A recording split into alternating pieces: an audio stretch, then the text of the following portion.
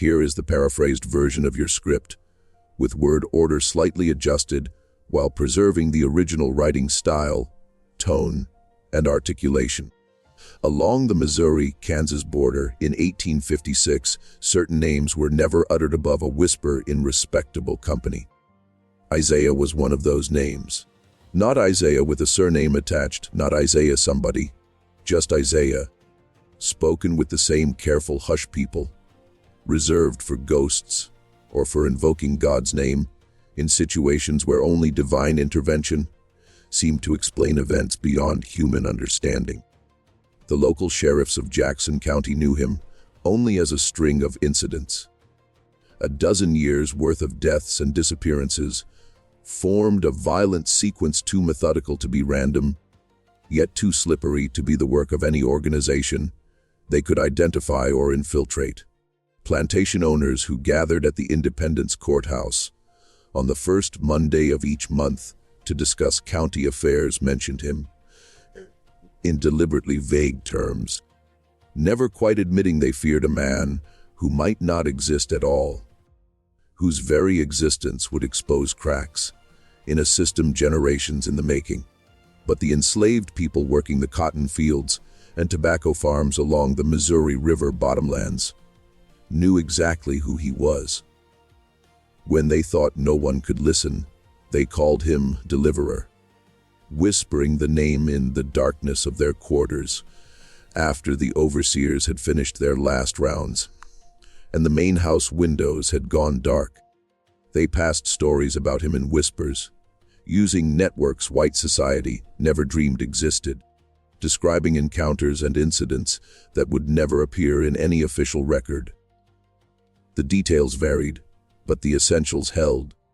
A black man who moved through the woods like smoke, who brought death to slaveholders and freedom to their captives, who appeared and vanished without warning, leaving behind burning buildings, dead slave catchers, and empty chains. The boy destined to become this legend was born in the late summer of 1831 on a farm 3 miles outside Independence, Missouri, owned by a man named Josiah Hendris. The farm itself was unremarkable by regional standards, 68 acres of mediocre soil yielding modest tobacco crops, supporting a household of moderate means. Hendris ran his operation with neither notable cruelty nor particular kindness, existing in that broad middle range of slaveholders who considered themselves decent men, operating within an economic system they'd inherited rather than chosen. He kept 14 enslaved people in conditions neither remarkably harsh nor notably humane by the era's standards, which is to say, brutal by any objective measure, yet acceptable under the legal and social framework of antebellum Missouri. Isaiah's mother was called Sarah. No one recorded her last name in the plantation records, assuming she ever had one. The naming conventions for enslaved people varied by the owner's whim. Many received single names sufficient for work assignments and inventory purposes. She had arrived at the Hendris farm in 1828, purchased at a St. Louis estate sale for $350, and had been assigned to housework, cooking, cleaning, and the domestic tasks that kept the household running. Overseers' reports from 1838 to 1841, preserved in county records alongside other plantation documents, noted she was quiet, competent, gives no trouble. The highest praise such records typically offered, which translated simply to doing assigned tasks without resistance or complaint. On a Thursday afternoon in July 1841, with the temperature at 94 degrees and the air heavy with the promise of evening storms, Sarah spilled water on the parlor floor while Mrs. Hendris entertained guests from Kansas City. The women had been discussing the upcoming county fair, the conversation pleasant until the accident disrupted it. The water had been in a crystal pitcher Sarah was carrying to refill glasses. She stumbled slightly on a rug's edge, sending perhaps a pint of water across the polished wooden floor near where Mrs. Hendris sat with her guests. It was nothing more than an accident. the kind of minor domestic mishap that could happen any day in any household. But it happened in front of guests, making it a matter of household discipline and public face rather than private error. Mrs. Hendris stood at once, her face tight with the embarrassment not of genuine distress, but of having her household management judged inadequate by social equals. She ordered Sarah to the yard, her voice controlled, but carrying an edge everyone in the room recognized. The guests fell silent, understanding what would follow, and offered no objection. To object would imply their hostess mismanaged her property, creating its own social complications. 20 lashes was the sentence, delivered by Caleb Rock, the farm's overseer, while the other servants watched from the kitchen door. This public witnessing was standard practice. Punishment was meant to deter not just the individual being disciplined, but everyone who might consider similar failures in the future. Isaiah was 10 years old, standing among the other children near the chicken coop, and he counted each strike with the terrible precision traumatized children often develop, creating order from chaos through the simple act of enumeration. 1, 2, 3. Each number burned into his memory with the sound of leather striking flesh, a sound worse than he'd expected, though he'd heard it from a distance before. What made this different was the closeness, the identity of the victim, and the slow understanding that no one would intervene, that this was simply how the world worked. That his mother was being beaten to death before him, and the universe's only response was the continued counting of numbers. Sarah never cried out. Years later, when Isaiah thought about that afternoon, and he would think about it often, it being the kind of memory that shapes everything that follows, this detail would stay with him most clearly. She had remained silent throughout, accepting the punishment without protest, maintaining a dignity that cost everything and accomplished nothing, but which was perhaps the only form of resistance available to her in that moment. The watching servants understood this better than any white person present ever would. They saw a woman refusing to give her tormentors the satisfaction of hearing her pain, even as that refusal cost her the last reserves of strength that might have kept her alive. Sarah died that evening, sometime between sunset and full dark. The overseer's report, filed with the county clerk 2 days later as required by law for the death of any property valued over 200, listed the cause as heart failure following discipline, satisfying legal requirements and raising no questions from authorities. The phrase was deliberately vague, avoiding any suggestion of excessive punishment, while acknowledging that discipline had occurred. It was a formula that appeared regularly in such records, a linguistic compromise that acknowledged death while dodging fault or liability. Josiah Hendris paid $3 for burial costs, covering a simple pine coffin and the labor of 2 field hands to dig the grave, and deducted the expense from his quarterly accounts. The loss of Sarah's value, estimated at $350 based on her age and skills, was claimed against his annual property losses for tax purposes. Something fundamental broke in the boy that day. Though it took 3 years for anyone to notice the full extent of the damage, Isaiah kept working in the fields, head down, causing no problems that would appear in the overseer's reports or draw the Hendris family's attention. He learned to move quietly around the farm, to observe without appearing to watch, to understand the operation's patterns and rhythms without revealing his understanding. The overseer, Caleb Rock, occasionally commented that the boy was unnaturally quiet. But quiet slaves were easier to manage than loud ones, and Rock had more pressing concerns than wondering about the inner life of a 10-year-old field hand. What Rock and the others didn't know was that Isaiah spent those 3 years preparing, He watched which directions search parties traveled when slaves escaped. He learned which areas of the surrounding forest they avoided, and why. The thick undergrowth horses couldn't penetrate, the creek beds that would hide tracks, the hollow trees and dense thickets that could conceal a human body. He observed the farm's daily operations with the kind of attention children bring to subjects they're genuinely interested in,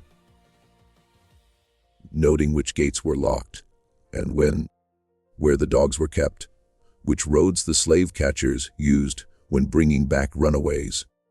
He was building a mental map not of the farm itself, but of the spaces beyond it, the wilderness white society, viewed as empty, but which actually held possibilities for someone who knew how to look.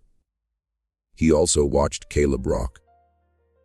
He studied the overseer's movements with particular care, learning his routines and habits, observing which paths he took when traveling to town, noting that he rode alone, and usually returned after dark, when he'd been drinking at the Independence Tavern.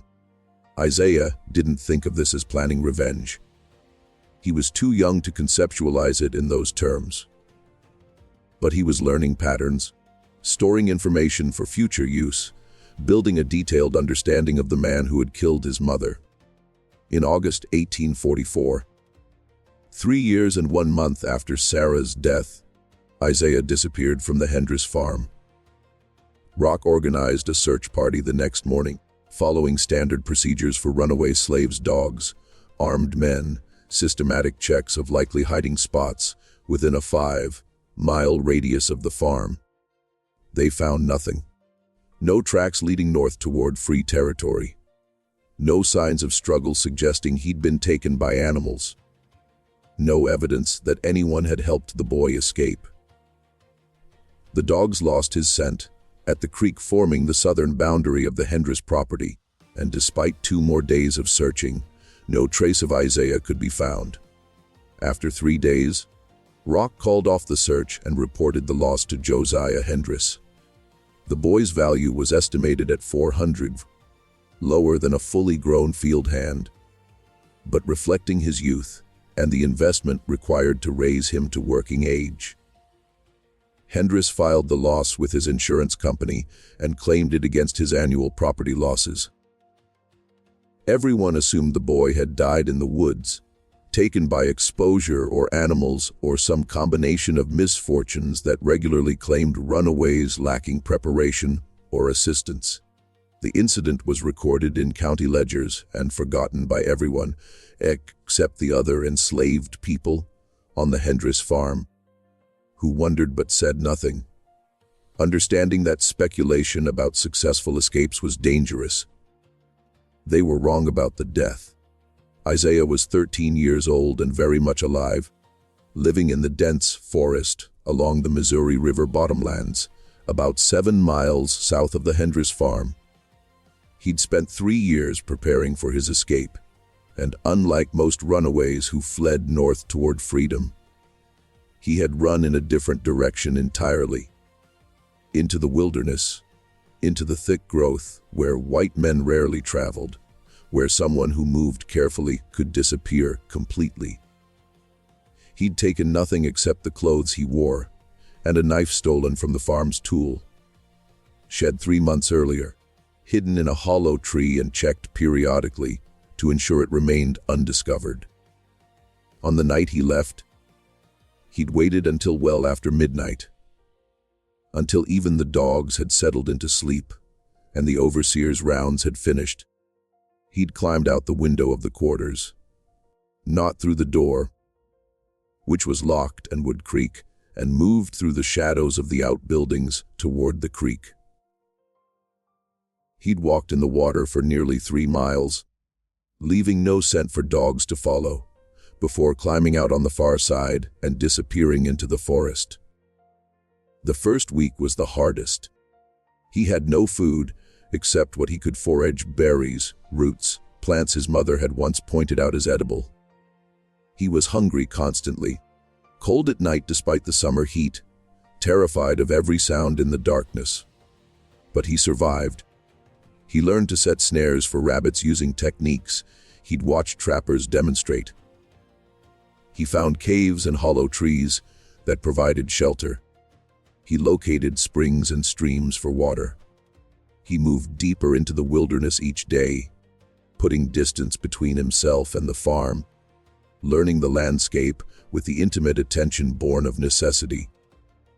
By the end of the first month, he had a routine, a shelter in a dense thicket of undergrowth that formed natural concealment invisible from more than 10 feet away, reliable food sources, knowledge of which berries were safe and which would make him sick, the ability to catch fish with a trap made from woven sticks, and the skill to move through the forest almost silently, stepping carefully to avoid breaking branches, learning to read the woods the way others read books.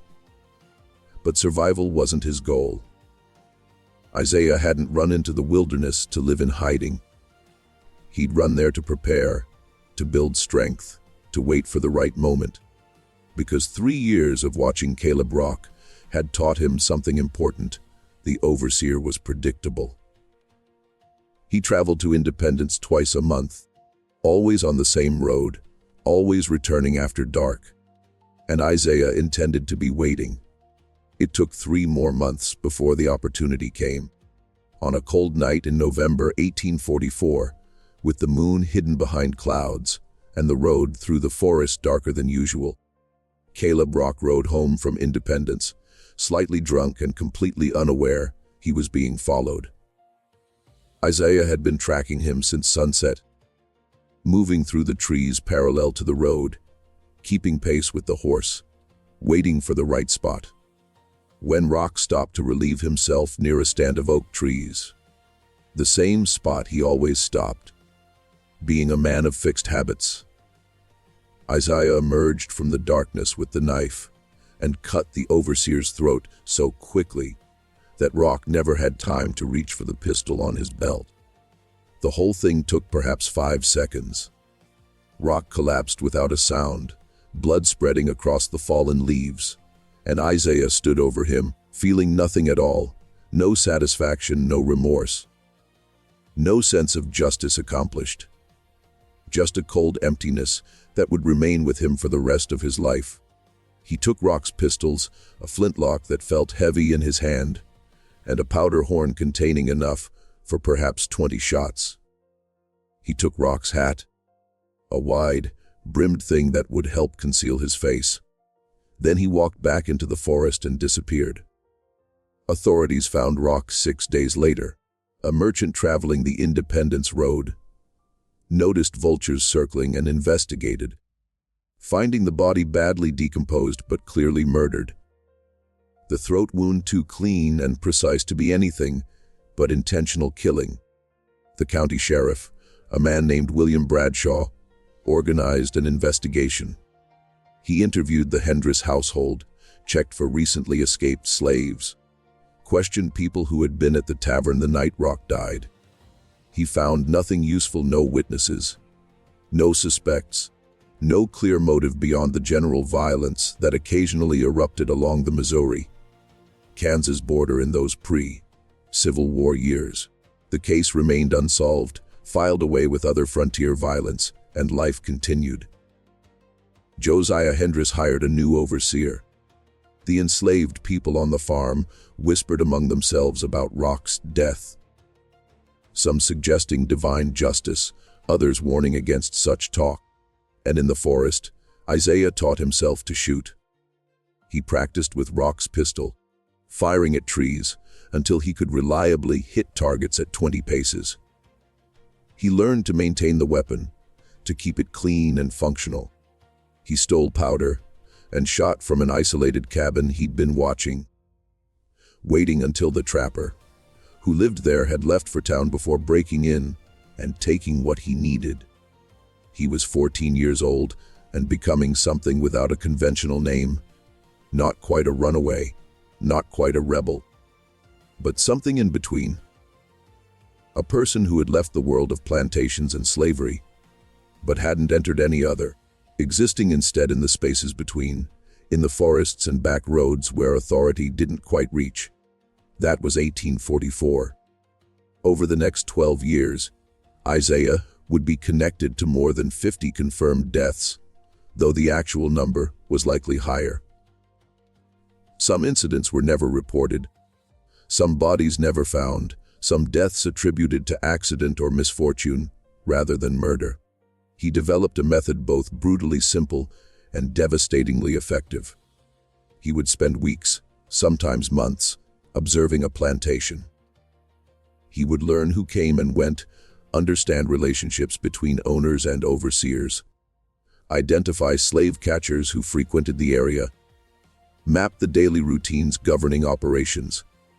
Then he would act, sometimes setting fire to barns or cotton stores in the dead of night, choosing moments when wind would spread flames quickly and water sources were distant, sometimes ambushing isolated riders on remote roads, choosing locations where bodies wouldn't be found quickly and tracks would be difficult to follow, sometimes simply appearing in the slave quarters late at night, leading groups of people into the wilderness before vanishing again before dawn.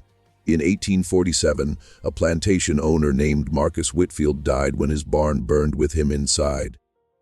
Witnesses later reported seeing a tall black man near the property that evening, though no one could provide useful details. The description could have matched hundreds of men in the region. The fire destroyed $2,800 worth of stored cotton, a devastating loss representing an entire season's production, and killed 3 horses valued at $600 total. Whitfield's widow, Rebecca, tried to maintain the plantation for 6 months before accepting. She lacked the capital and knowledge to continue. She sold the property at a loss and moved to St. Louis, where her family provided support. The land was eventually purchased by speculators and divided into smaller parcels. The investigation concluded the fire had been deliberately set. The burn patterns and multiple points of origin made that clear. But authorities couldn't establish who had set it or why. Some suspected disgruntled slaves. Others thought it might relate to Whitfield's business dealings, which apparently involved questionable loans and disputed contracts. The case remained officially unsolved, though Sheriff Bradshaw noted in his personal records that this incident bore similarities to other plantation fires in the region, suggesting a possible pattern.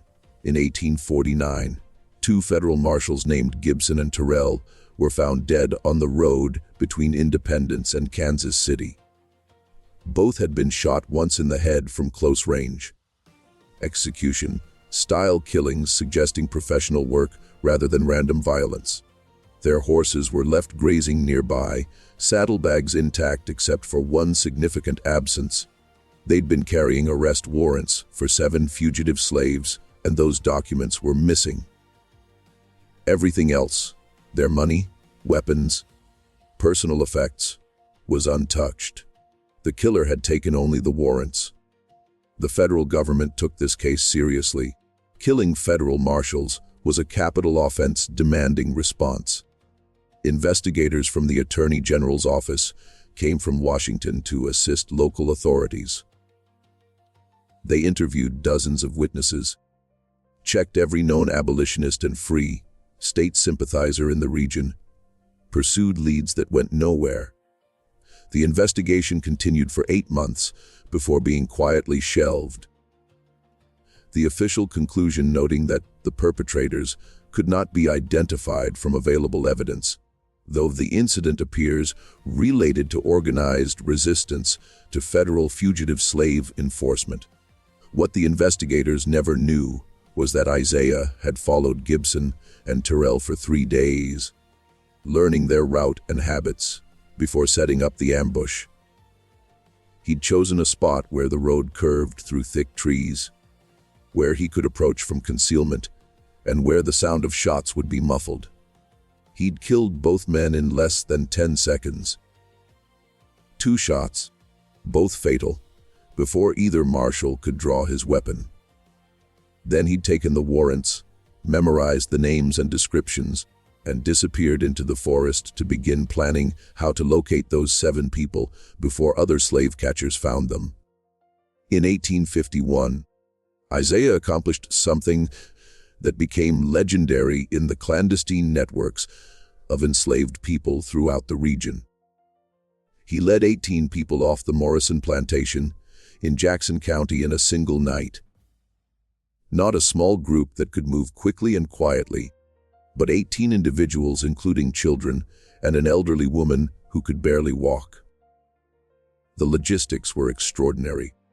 He'd spent 2 months preparing, identifying sympathetic free blacks who could provide temporary shelter, locating caves and hidden valleys that could conceal large groups, stockpiling food and supplies in caches along the planned route. On the chosen night, he'd entered the plantation at midnight, moving through the quarters and waking specific people whose names he'd learned through careful intelligence gathering. He told them to take nothing, make no noise, follow his instructions exactly. They'd moved in a line through the darkness, following paths Isaiah had scouted extensively, stopping frequently to rest and regroup. When dogs came after them the next morning, Isaiah had them split into smaller groups, each taking different routes with instructions to reunite at designated points. Some groups waded through creeks to break the scent trail. Others circled back before heading north, creating confusion about their direction. All 18 people disappeared so completely that not one was ever recovered. Morrison posted a 500 reward, an enormous sum reflecting both his fury and his desperation. But no one came forward with information. The incident was discussed in hushed tones throughout the region for months afterward. How could 18 people vanish without leaving a trace? The prevailing theory was that they'd had assistance from organized abolitionist networks, possibly connected to the underground railroad operations that everyone knew existed but no one could prove. The truth, that a single man had orchestrated and executed the entire operation, never occurred to most investigators. By 1853, the pattern was clear enough that authorities began to suspect a single individual might be responsible for multiple incidents. Jackson County Sheriff William Bradshaw, a methodical man who kept detailed records, collected reports spanning 9 years and began noting similarities. The plantation fires all occurred on moonless nights when wind conditions would spread flames quickly. The ambushes all took place on remote roads at locations suggesting advanced scouting.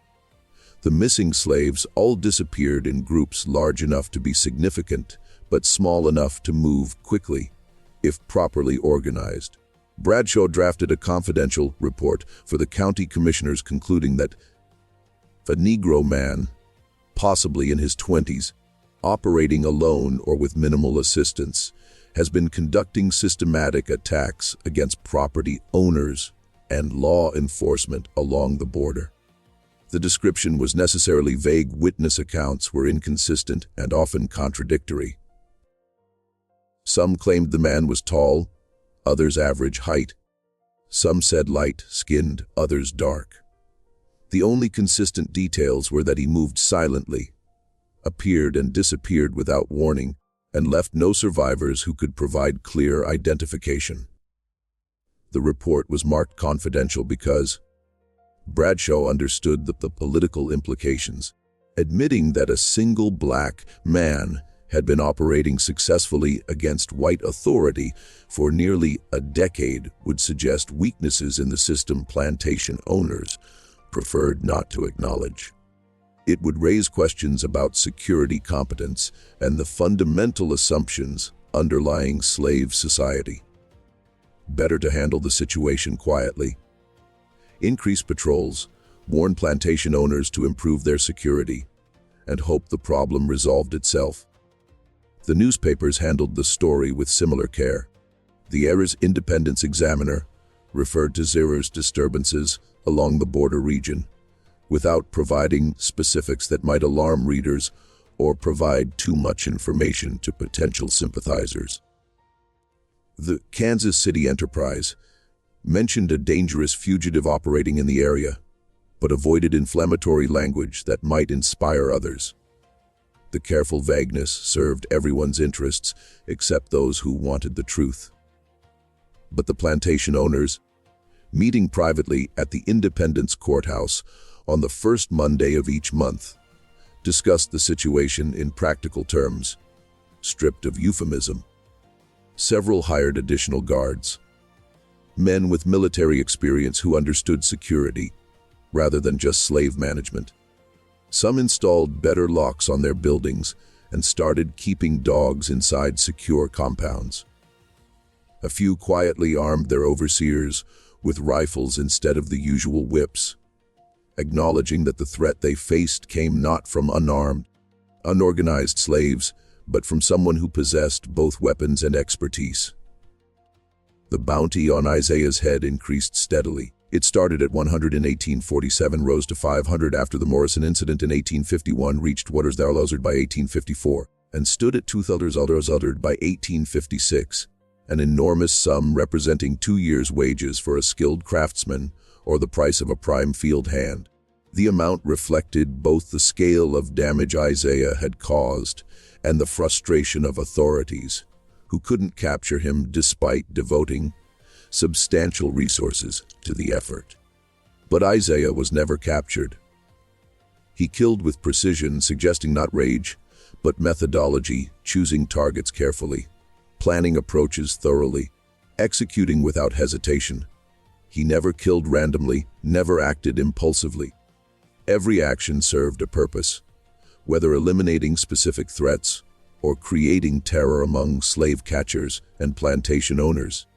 He studied situations for weeks before acting, learning patterns and vulnerabilities, identifying moments when security would be weakest.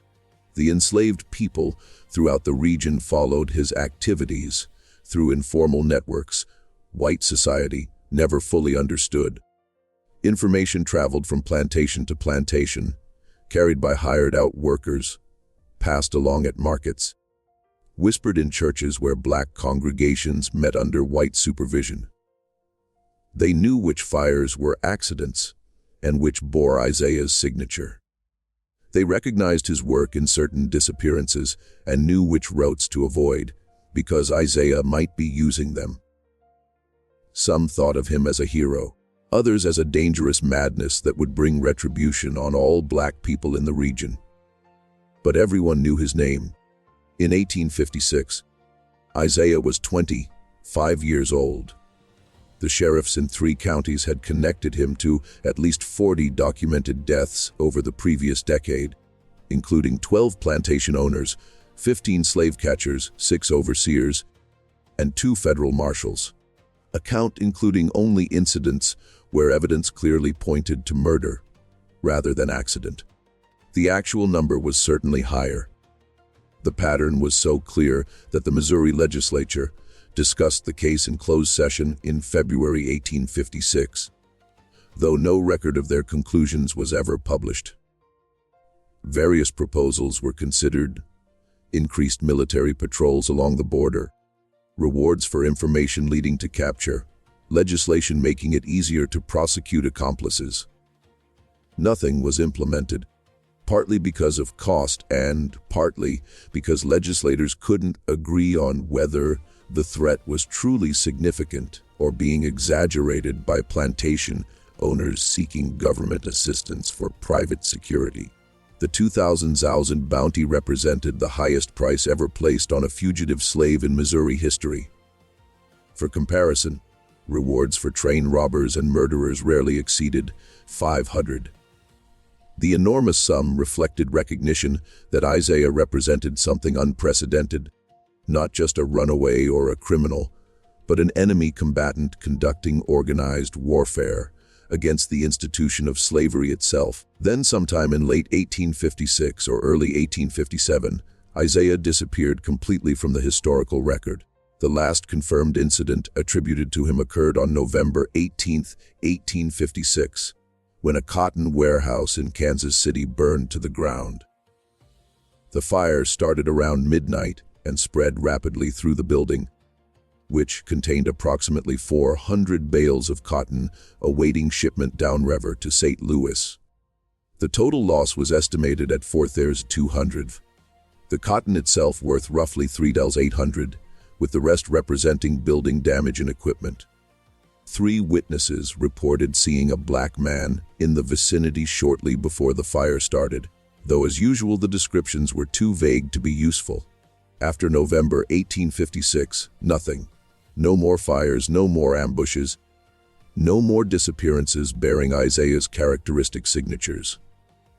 The incidents simply stopped as completely and mysteriously as they had begun.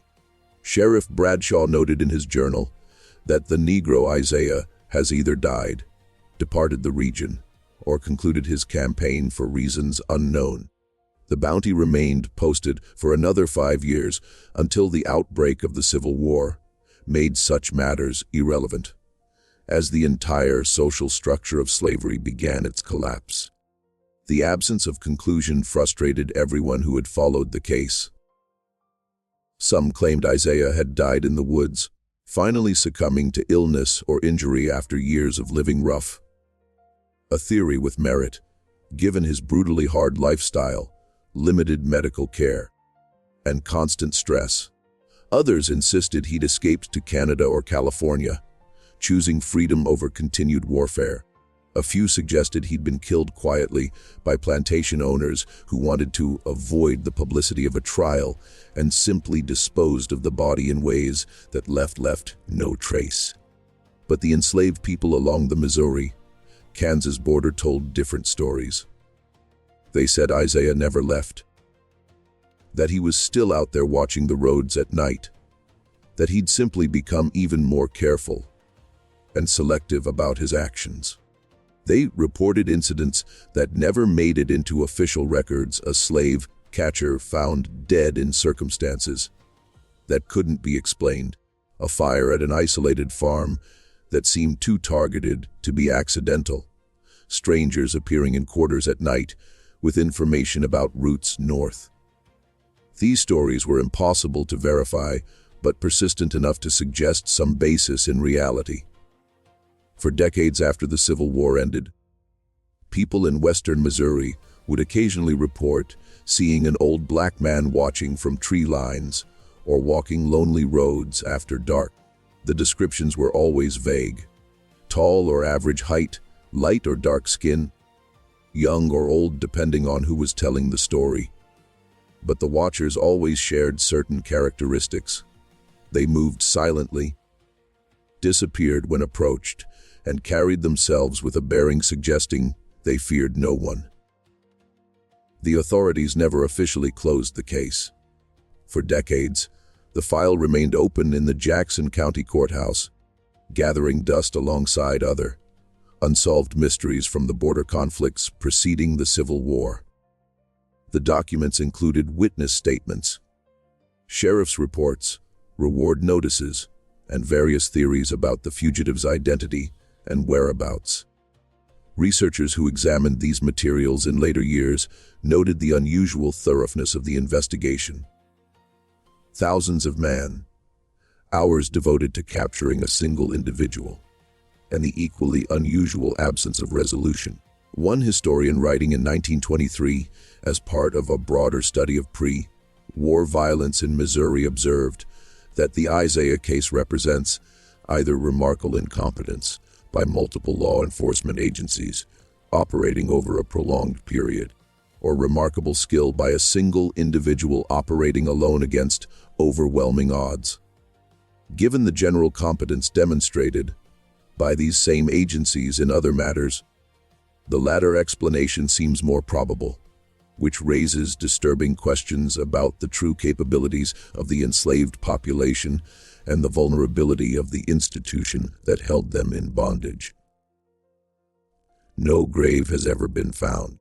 No death certificate was ever filed in any Missouri or Kansas county. Isaiah exists only in whispers, in carefully documented incidents that stopped as mysteriously as they began, and in the stories that old people still tell in certain parts of Missouri and Kansas. The stories vary in details but agree on essentials. A man who waged his own private war and disappeared without ever surrendering, who killed more than 50 people in pursuit of a revenge that could never be complete, and who might still be out there watching, waiting, remembering. The Missouri State Archives hold 3 boxes of documents related to the case, preserved as part of the broader collection of pre-war border conflict materials. The bounty notices printed on cheap paper that has yellowed with age. The sheriff's reports written in careful script, suggesting the importance attached to the investigation.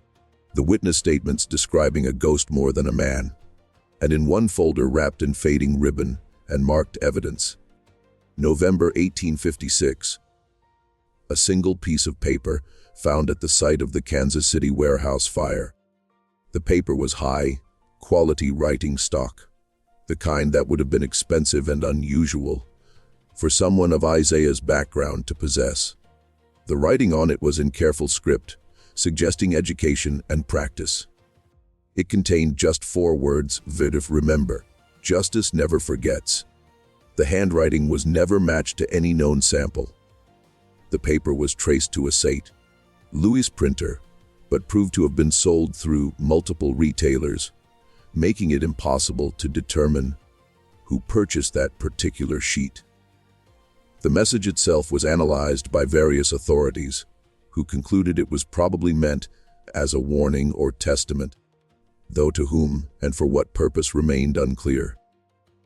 That piece of paper, preserved in the Missouri State Archives, remains the only direct communication ever attributed to Isaiah, 4 words that might mean everything or nothing. Written in elegant script by a man born into slavery who spent more than a decade killing the people who maintained that system. Whether he wrote it as a promise or a warning, whether he intended it for his enemies or his allies, whether he believed justice had been achieved or merely postponed, no one knows. What is known as this: from 1844 to 1856, a man who called himself Isaiah waged a private war along the Missouri-Kansas border, killing more than 50 people in pursuit of a revenge that began with 20 lashes delivered on a July afternoon when he was 10 years old. He was never captured, never tried, never punished by the legal system that had failed to protect his mother or acknowledge her murder. He simply disappeared, leaving behind burned buildings, dead slave catchers, empty chains, and a legacy no one quite knew how to categorize or explain. The full truth probably died with him, whenever and wherever that occurred.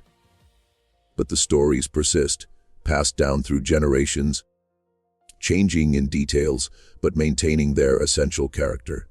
Stories about a man who refused to accept his assigned place in the world, who transformed grief into methodology and rage into precision, and who demonstrated that the system of slavery could be challenged not just through organized rebellion, but through individual determination sustained over years. Whether Isaiah died in 1856 or lived to see slavery's end in 1865, whether he found peace or carried his rage to the grave, whether he considered his war won or merely suspended, remains unknown.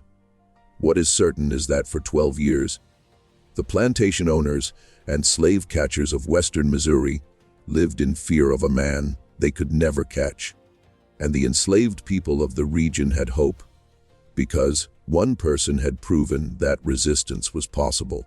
The last documented reference to Isaiah appears in a letter written in 1889 by a formerly enslaved woman named Clara Washington, who had lived on a Jackson County plantation during the 1850s. She was responding to a researcher collecting oral histories about the pre-war period. In her letter, written in shaky script suggesting advanced age, she described hearing stories about Isaiah from other enslaved people. "We knew about him, though we never saw him. The overseers told us he was a demon, that he would kill us all if we didn't stay in line. But we knew different. We knew he was a man who had lost everything and decided that if he couldn't have justice, he would have vengeance. We knew he was out there in the woods watching and waiting. And it gave us hope. Not hope that we would be free. Most of us knew we would die in bondage.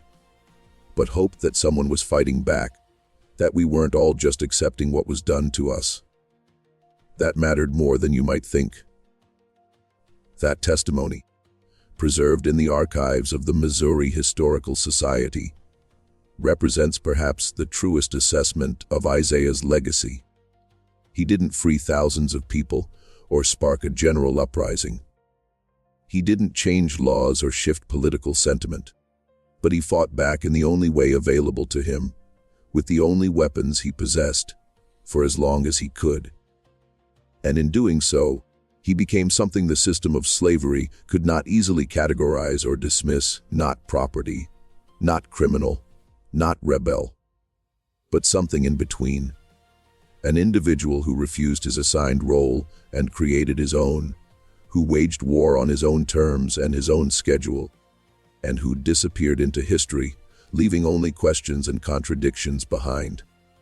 In the end, Isaiah remains what he was in life: a whisper, a pattern, a possibility.